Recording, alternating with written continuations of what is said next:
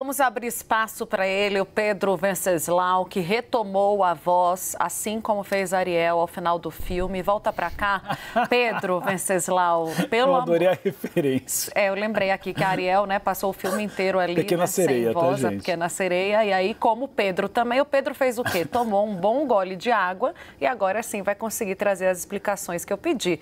Pedro, vamos falar de Tarcísio de Freitas. Voltar um pouquinho, porque essa agenda do Tarcísio aqui em Brasília tem como o principal ali assunto uma parceria com o BNDES, o financiamento de vários projetos, rodovias, ferrovias, linhas de metrô, trem.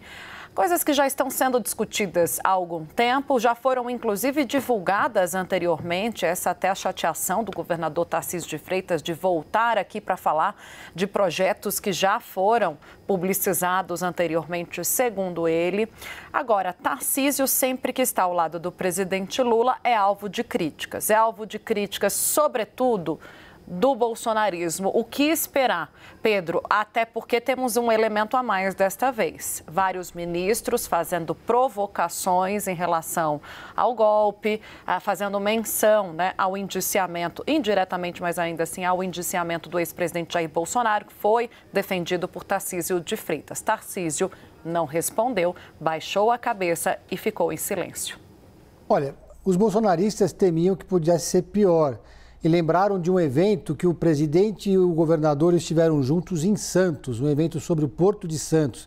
Naquela ocasião, o presidente Lula fez um gracejo, não me lembro exatamente qual foi, e teve gente na plateia que gritou: "Volta para o PT, Tarcísio". Tarcísio deu ali um sorriso meio amarelo e essa imagem, claro, viralizou.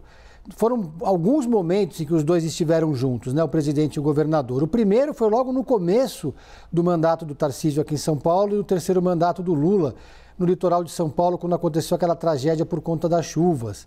Os dois foram juntos lá para aquela região, apareceram em entrevistas coletivas, apareceram ali falando a mesma língua, um gesto bastante republicano, mas já causou, naquele momento, incômodo entre os bolsonaristas. Em outros momentos, o presidente Lula convidou o Tarcísio para participar, como você lembrou agora há pouco, e o governador não foi porque achou que não tinha necessidade e porque, na leitura de aliados do governador, aquilo tinha cara de casca de banana. Ou seja, era uma foto, uma imagem que só interessava para o presidente Lula e não para o Tarcísio. O Lula tem tentado fazer esse tipo de evento, encontrando governadores de oposição em estados que são resistentes ao próprio presidente, ao PT, estados governados pela direita. Em alguns casos ele consegue, em outros não. Alguns governadores são mais resistentes, outros são mais flexíveis.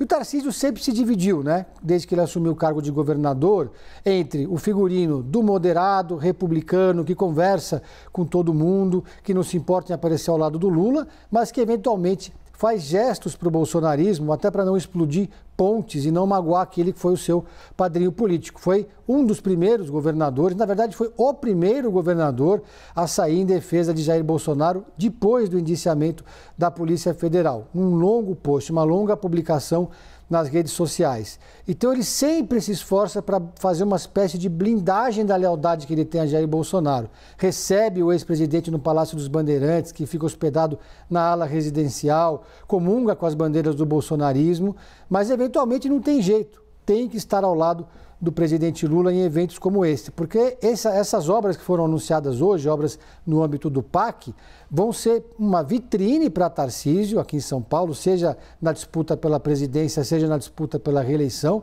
e ele vai ter que dividir o DNA disso com o presidente Lula.